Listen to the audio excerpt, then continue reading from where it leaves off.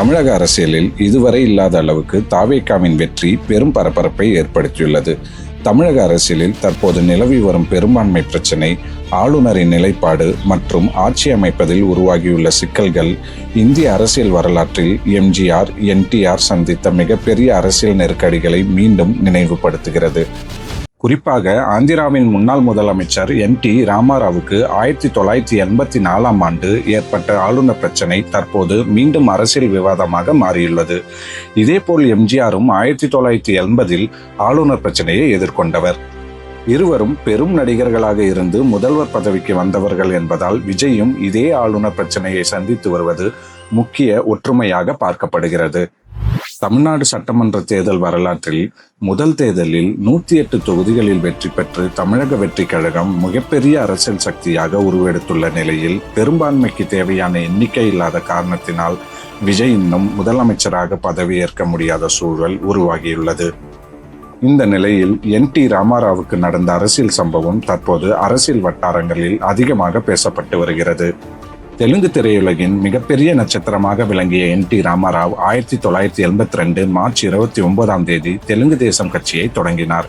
அப்பொழுது காங்கிரஸ் கட்சியின் ஆதிக்கம் ஆந்திராவில் மிக வலுவாக இருந்த சூழலில் கட்சி துவங்கி சில மாதங்களில் மக்களிடம் பெரிய ஆதரவை பெற்ற என்.டி. ராமாராவ் 1983 சட்டமன்ற தேர்தலில் வரலாற்று வெற்றி பெற்றார். இதன் மூலம் திரைப்பட நட்சத்திரமாக இருந்த என்.டி.ஆர். நேரடியாக முதலமைச்சராக உயர்ந்தார். அப்பொழுது இது இந்திய அரசியலின் மிகப்பெரிய மாற்றாக பார்க்கப்பட்டது. தற்பொழுது விஜயின் அரசியல் வருகை என்.டி.ஆருடன் ஒப்பிட்டு பலர் பேசி வருகின்றனர். ஆனால் என்.டி.ஆரின் ஆட்சி நீண்ட காலம் தொடரவில்லை. 1984ஆம் ஆண்டு என்.டி.ஆர். இதய அறுவை சிகிச்சைக்காக அமெரிக்கா சென்றிருந்த நேரத்தில் அவரது அமைச்சரவையில் அரசியல் சதி நடந்தது. அந்த நேரத்தில் நிதி அமைச்சராக இருந்த பாஸ்கர் ராவ் காங்கிரஸ் கட்சியின் ஆதரவுடன் ஆட்சியில் கிளர்ச்சியை ஏற்படுத்தினார். இந்த அரசியல் பரபரப்புக்கு மத்தியில் இருந்தவர் அப்போதைய ஆந்திர மாநில ஆளுநராக இருந்த தாக்கூர் ராம்லால் அவர்கள்.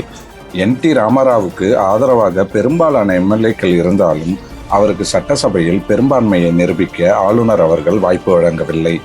அதற்கு பதிலாக 1984ஆம் ஆண்டு ஆகஸ்ட் 15ஆம் தேதி என்.டி.ஆர். தலைமையிலான அரசை கலைத்து பாஸ்கர் ராவை முதலமைச்சராக ஆளுநர் பதவியேற்றினார்.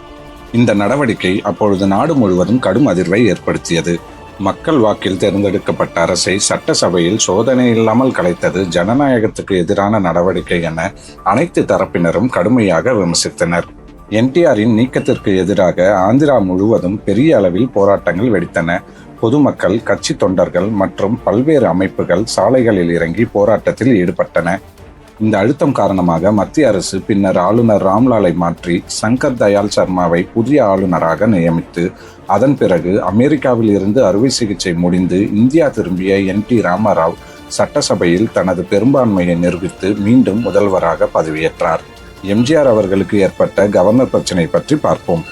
1977 சட்டமன்ற தேர்தலில் அதிமுக தனி பெரும்பான்மையோடு ஆட்சியை பிடித்தது. அதன் பிறகு எம்ஜிஆர் முதலாக தமிழக முதலமைச்சராக பதவியேற்றார்.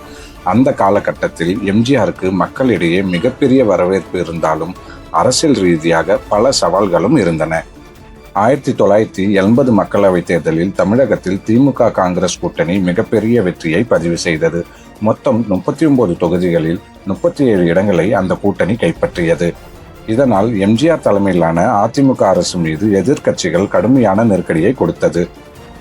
அப்பொழுது மத்திய அரசில் இருந்த இந்திரா காந்தி தலைமையிலான காங்கிரஸ் அரசு ஆளுநர் மூலமாக அரசியல் சட்டம் 356ஐ பயன்படுத்தி 1980 பிப்ரவரி மாதத்தில் எம்ஜிஆர் அரசு கலைக்கப்பட்டது.